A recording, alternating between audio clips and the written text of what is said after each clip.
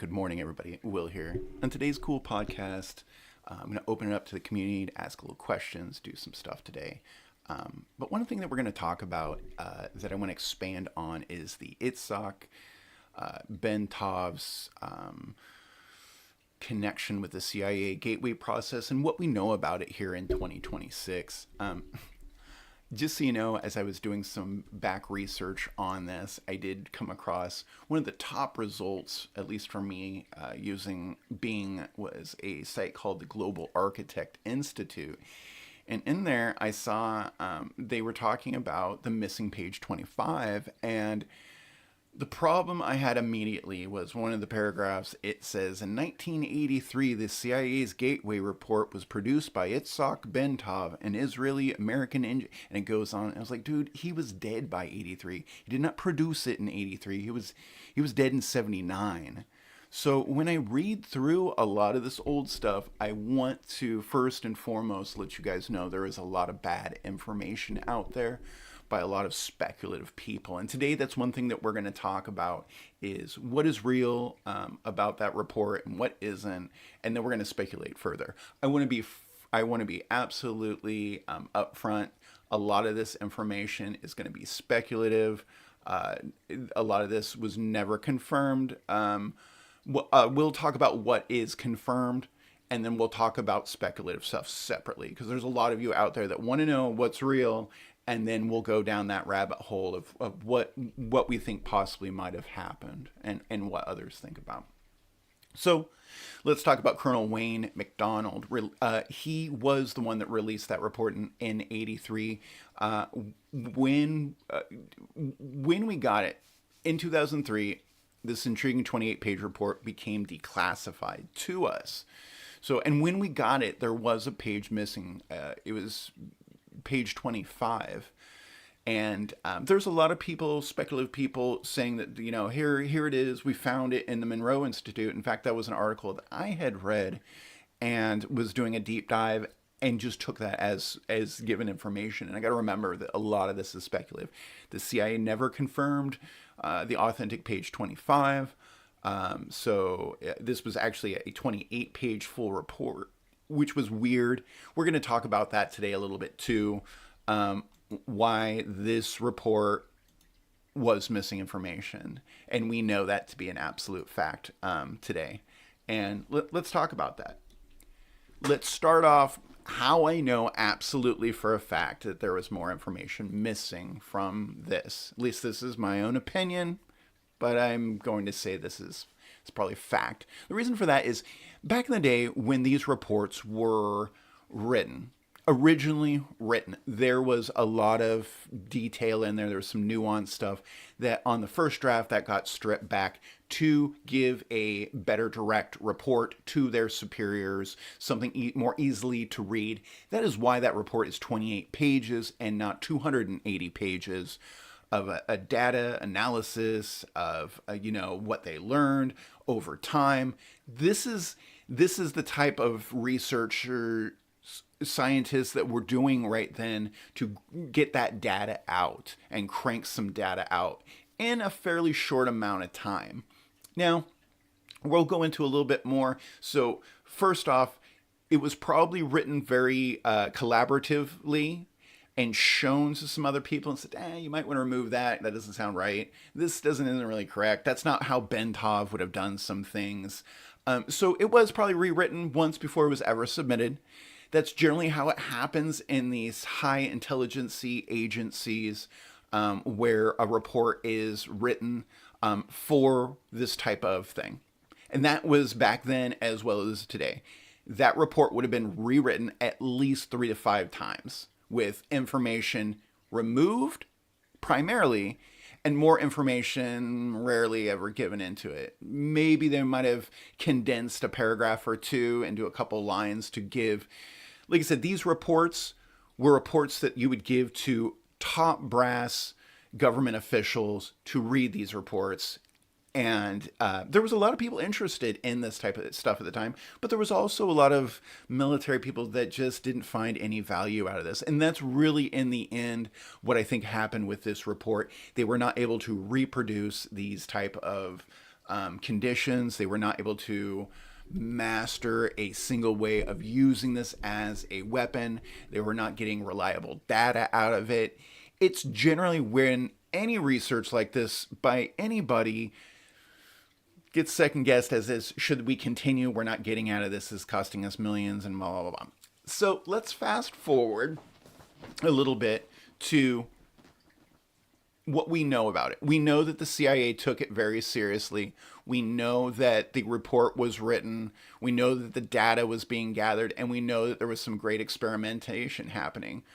What I feel is most amazing about this document is what I know about Itzhak Bentov and what's in this document that Bentov would have never believed in. Not that he would have never believed in it, but he just wasn't a huge idea person about aliens, out of body experiences as they were talking about and relating it.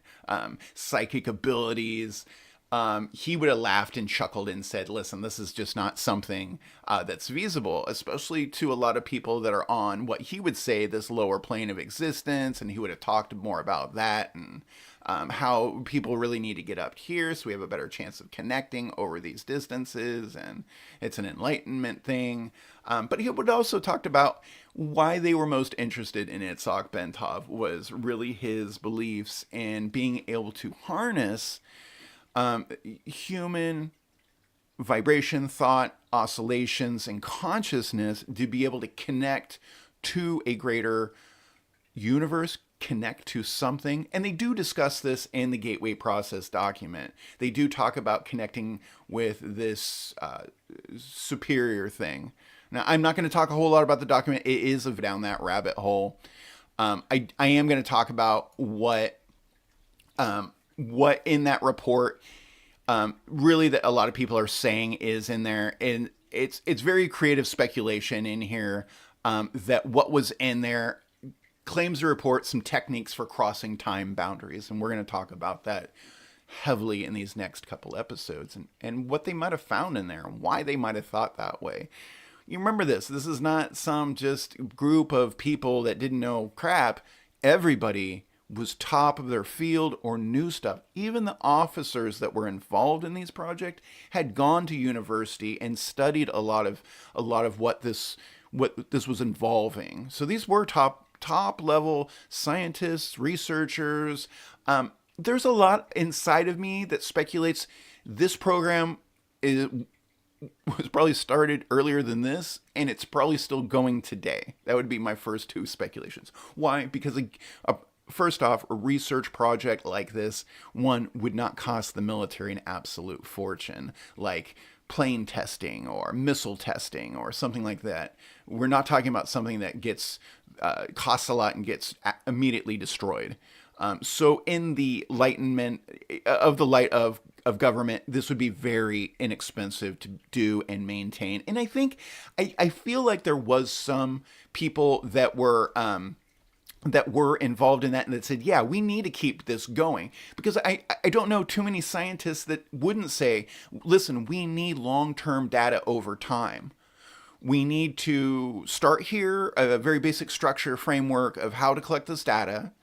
And then we're going to kind of evolve over time and expand on this. And as our technology evolves, we will be able to implement this a little bit more and extract more data so we understand this more.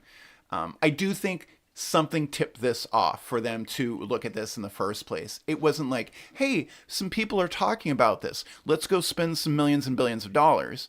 That's not ever how the government programs kind of work. There's generally a finding or findings.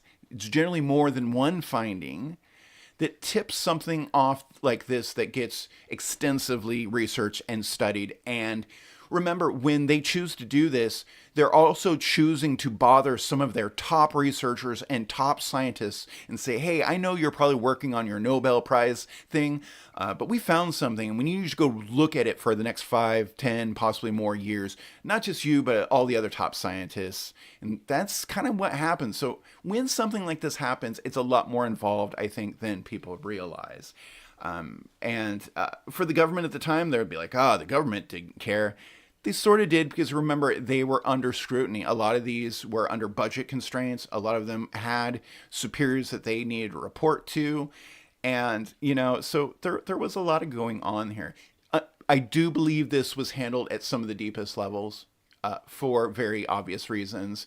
It had the potential for telepathy, telekinesis. It had a lot of possibilities for people to learn, adapt, enlighten, evolve. There was a lot going on there. But in the end, I almost guarantee there was a meeting with the top brass where a couple of the top dogs said, listen, a lot of this is good, but what can we get out of it now? Can we weaponize it? Are other people going to be able to use it against us? That was what was talked about in that meeting. So I do think that they exhausted all the resources to see if this was harnessable in that capacity, because I think there was a fear there that if they didn't harness it, something like Russia at the time would. This was during Cold War era. Research is basically what this was. We weren't the only ones doing it. I want to throw this out there, especially with consciousness, telekinesis, that kind of stuff. This research, government research, goes way back in time, not even just with the U.S. government. So I do want to say that this is a well-known phenomenon. This isn't something weird, rare, or secret. Our government agencies are well-known. The research and type of research that they do are well-known. A lot of times we will get these tasters choice kind of, here's what we have of this report. And what's great is for the masses and for most of us, it did quench that thirst. Well, you spent billions of dollars. We need something. So give them something is basically how that meeting on another day probably went, in my opinion. The gateway process needed to produce something, even if it didn't produce something. And the reason for that is when you spend a lot of money, you need to have some sort of definitive answer or something on that. And that gateway process doesn't really talk about that so much. There is a lot of very interesting things. And one thing that I think a lot of people realize that is that we'd love to see another one like this. We'd like to see some more research done about this. I will say that the Monroe Institute did a fine job. You know what, as far as binaural beats, they've developed things that really have changed our world. I know that there's a lot of people who believe in the binaural beats. They believe that people, did extract something out of this, whether they wanted to give it to us or not.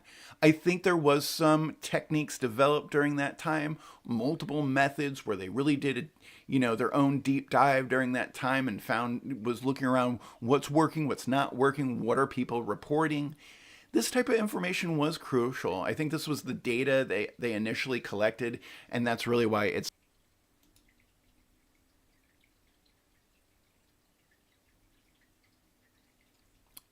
had a glitch in the system. Not sure what that was, but we're back.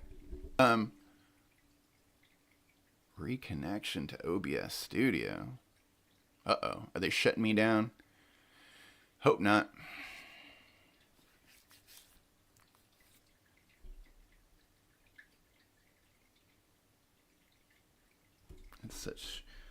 It's strange. I swear every time I talk about whether it's suspicious things or like phenomenon, things like this just crazily happen right here. Like, so nope, I'm back online, at least for now. Maybe that was a warning that I shouldn't be talking about this. Want to reiterate, a lot of this is speculative. I talked about what we do know about and what's going forward. I will say this in 2026 because I can't keep my damn mouth shut. I want people to know. I want people to remember that the reason that this information did get out and did get to so many people, that analysis report, and why even today we know that there was something more in it, is because, like I said, when a report like that gets written, it gets a lot of it cut out. There were probably details of techniques used, the raw data. A lot of that was cut out, in my opinion, because the top brass doesn't need to know your data if the results were shit. That's really what it is in a nutshell, is that in these reports, like I said, they were somewhat that a top brass person could read it fairly quickly, get the gist of what worked, what didn't work. They didn't want to know what didn't work more data on that. They would have wanted more data on what did work. And that's why when I look at the structure of that report, I can see why page 25 was missing. I don't think we ever really got a true page 25 back ever. I don't even know if we got a true analysis report. I'm hoping that in the future, through whether it's AI technology, government officials being able to actually finally release stuff, we want to know. We need to know, even if there's something mysterious or funny or spooky out there. There's a lot of spooky things that we deal with in quantum mechanics and phenomena out there, and it's things that we tackle because we generally believe there is a scientific basis behind it. A lot of times, even at that high level, they see something very strange. They can't explain it. Panic sets in. A lot of times things get buried that probably shouldn't be. There's a lot of phenomenon, I believe, that happens in this universe that are almost like one-offs, if you know what I'm talking about, where something very rare happens in our atmosphere, or maybe a meteor from somewhere actually hits the ground when most of them burn up. I think there was something there. I think, one, there was something that tipped them off to spend millions and look at this. It wasn't just like, hey, people are talking about telekinesis and being able to tap into the stars or whatever. There was something. And bold claims generally don't prompt millions and billions of military spending. So, one, I think they found something. What did they find? I'm not sure. I may look into that a little bit more, speculate. If anybody has anything watching this, please put it down below. I'd love to hear your opinions about the Gateway CIA process. And Itzhak Bentov, as far as I know, his contributions in there were really just his beliefs on, micro oscillations, vibrations, connecting with the universe through meditation. I think that they probably did try a ton of his meditations. In fact, I've written a couple ebooks about his meditations and the CIA's Gateway Method meditations. Those are really fun to write and read. I will be giving them away here soon, so stay tuned on that one. But like I said, there was chunks missing. There was probably techniques missing out of that as well that they had tried and had no reoccurring success. Even if they had one success, and that may be something that happened that triggered all this. They might have found somebody. There might have been 1 in a billion people that had that special gift to connect deeper and said, what is this? What could this be? And when you look up books, well, it shows here it could be an Itzhak Bentov belief theory. He was talking about this stuff. And there's a few other theories that kind of surround the mystery of that. And I think his meditations, his breathing techniques got pushed really hard in that for good reason. I do think they find something in there. I know because I feel it in my own personal meditations that I do of his. I do that on this channel here. You can go check me out doing the Itzhak Bentov meditation in my videos. I'm pretty proud of it. It's actually taken off. Not a lot of people, nobody really wrote about this. Nobody ever did a lot of videos about this. The Itzhak Bentov meditation, I think that's part of what the Gateway process was using, some sort of techniques for entrainment of the mind to connect to the universe. I think that's still what we try to do today. Even at the MIT labs in 2026, they are experimenting with what we call 40 hertz stimulation. And go down that rabbit hole. It still talks about Bentov's original concept about how the brain can be influenced by things like sound, vibration, micro oscillations in the universe, the cosmos itself. He expanded on those theories, but we are finding them on very little levels here in neuroscience, a field that wasn't even around when he was proposing this stuff. So it's one of the reasons that I really have a love and respect for Itzhak Bentov, and I continue doing his good work, carrying the torch in 2026. If you can dig what we're doing here and you can appreciate the work, just hit that subscribe, join the channel, check out my other videos. I don't do this for money. I do this for the joy of it. I am raising a memorial for Itzhak Bentov. I do talk about other scientists on here. A lot of people just think this is the Itzhak Bentov channel, but I talk about a lot of interesting finds and concepts, especially here in 2026. So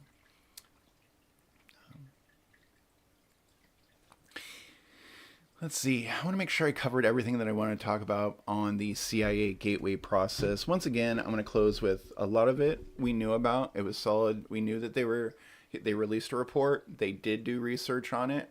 We do know what kind of research and what was on there according to what was released to us in the analysis. And then there's a whole side of speculation because nothing is absolutely confirmed by speculation, but we can make some pretty solid assumptions. These are educated guesses. A lot of people like to use that one. Like I said, we knew that they rewrote it several times. We knew that we didn't get the first copy by far. We knew that there was a lot of fine details that were removed from there to shorten the script for the top brass, and that's really where we lost a lot of it. They always say the devils are in the details. For me, it's the data's in the details. I can get a lot of data from general stuff. It's the details of the experiments and what exactly they did and the conditions and over time.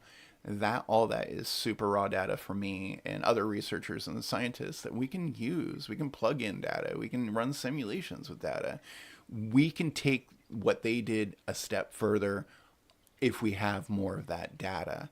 And I think that's why a lot of that data was withheld from us, because if we could do that research and continue where they left off, then anybody can. And that gets a little scary, especially when you're talking about consciousness, telekinesis, teleportation, connecting with they were talking about contacting extraterrestrials, a life force, there was a lot of good stuff in there, and they were really tapping into some stuff. This wasn't wild ideas and conjectures from some fools.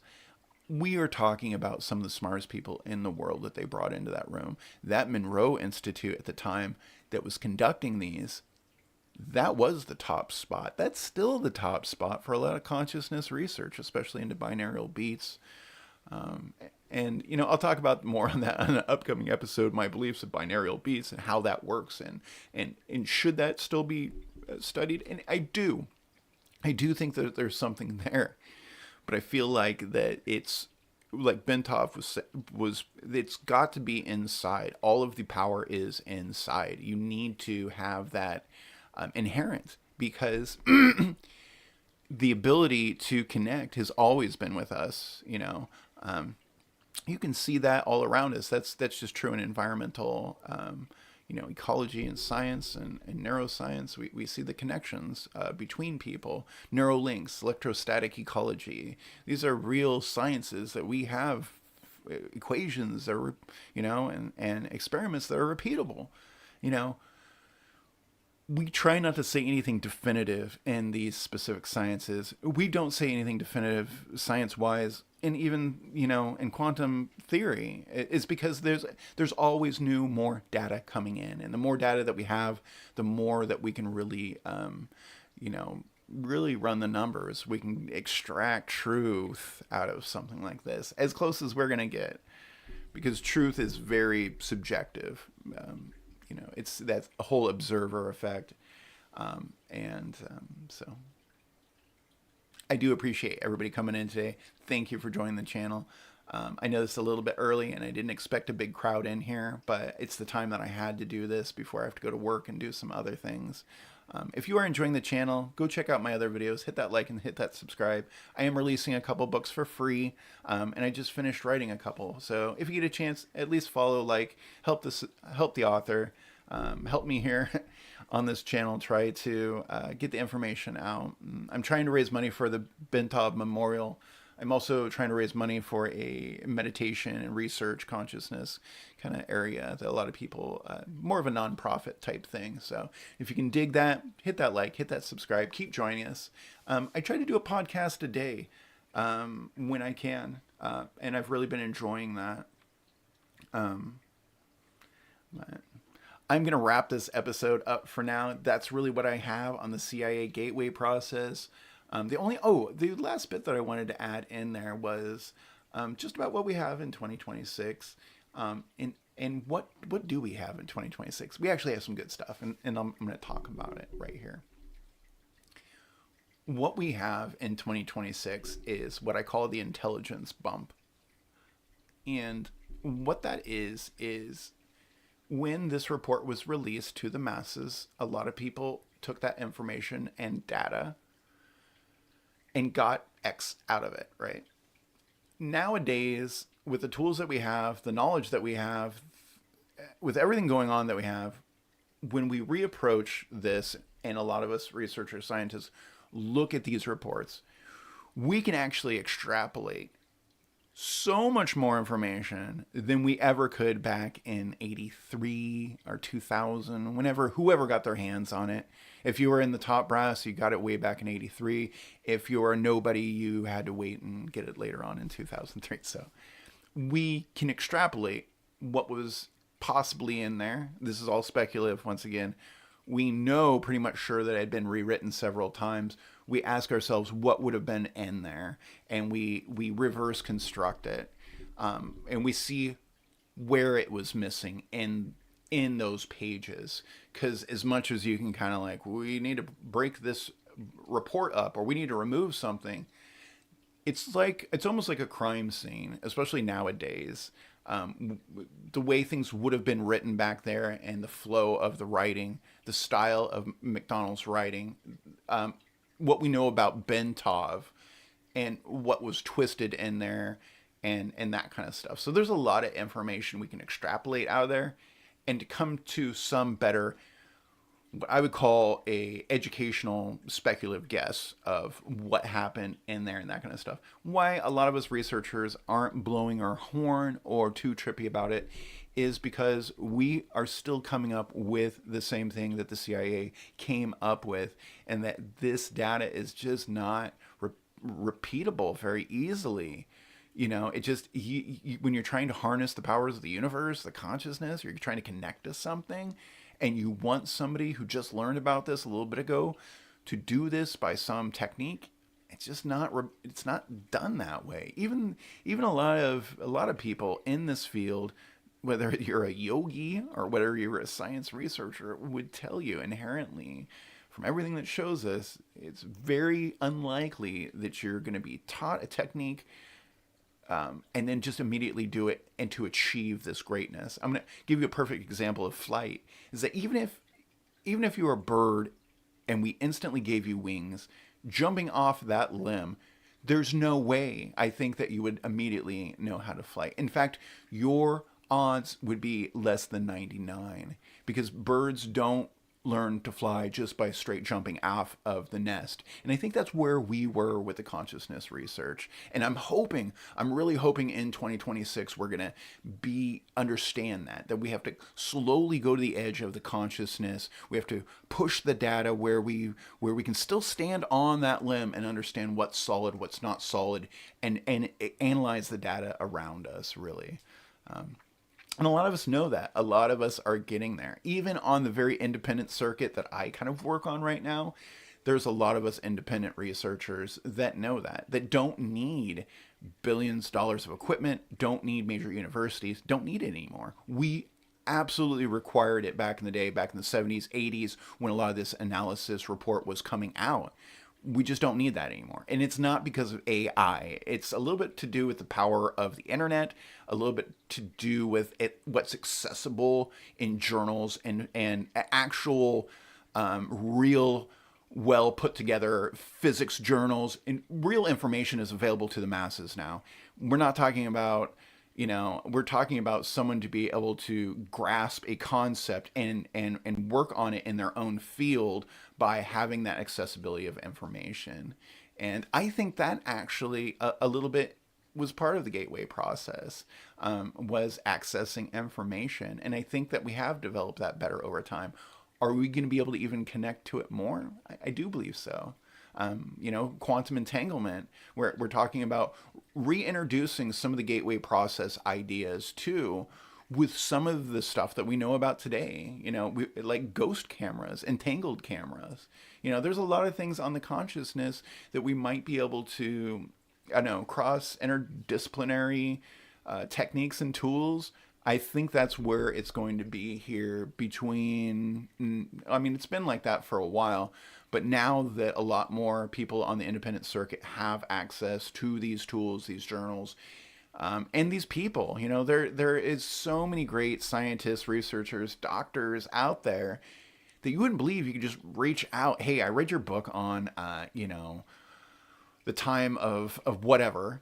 And you can reach out to them and they'll actually say, yeah, this doesn't happen all the time, and I don't suggest you bother anybody, but I'm just saying the community is there where it used to not be. There's forums for this type of research, and that you can be part of and be part of the research over here. So we are getting a lot more involved just as a human species. Being able to network information is actually going to outpower, in my opinion, the quantum power that we're going to be able to produce. Why? Because the human brain just has unlimited resource access, imagination, creativity, and what I talk about on this channel a lot: sheer determination and love for the game.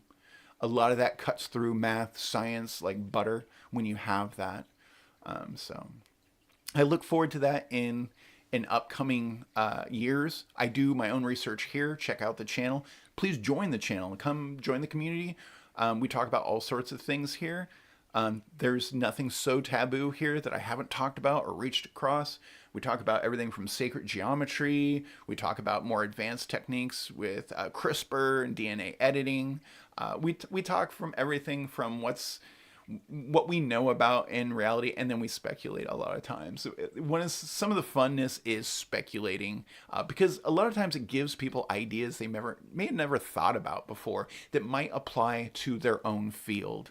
That's one of the best sit-down discussions that we have in some of these mass groups and like think tanks and that kind of stuff. What they do, it's an open discussion. It's really how we've been able to solve some of the harder problems in life. One that pops into my mind instantly is the Santa Fe, New Mexico Institute and David Krakauer's team over there. Off the chain. The work that they're able to do there, because they do have that sit down and be able to talk to each other and not be isolated, is unreal. The type of networking the brain does when it has that is really something amazing. And I think that's what's going to happen, and is what happening with this analysis report.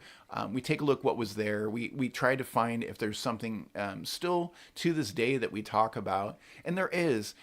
We believe there had been a phenomenon that a very few of us had that was able to demonstrate it in front of other people that triggered this kind of thing. Is kind of the belief that I'm going on here, and I don't believe it.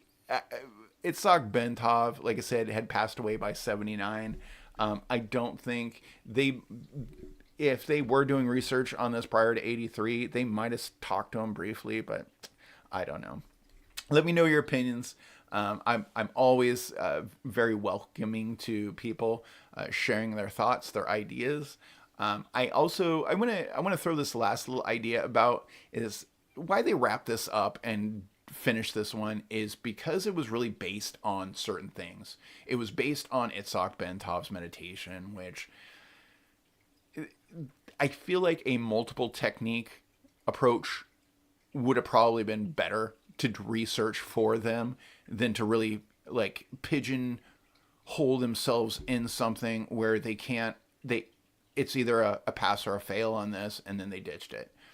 And then there just wasn't a whole lot of money, and they were on to other things, developing things with the money that did work. And that was at the Cold War. It was nuclear missiles at the time. It was transportation. It was communication. It was computers and that kind of stuff. And so I do want to say that at that time, there was a lot of other techniques that were kind of coming out at that time. Like I said, the Monroe Institute was doing a lot of research into sound, and waves and brain waves and that kind of stuff. We had people like Tom Campbell that was doing his out-of-body experiences with imagination and Tom's Park type stuff. And he was instrumental in building Monroe Institute. We know that. But there was quite a few other people that were reaching into this new era, this new world. What you look like magic at the time to me. You can do what? And what are you talking about? That's just. But then as slowly into 2026, well, some of this is right. Some of this brain entrainment is completely doable and repeatable.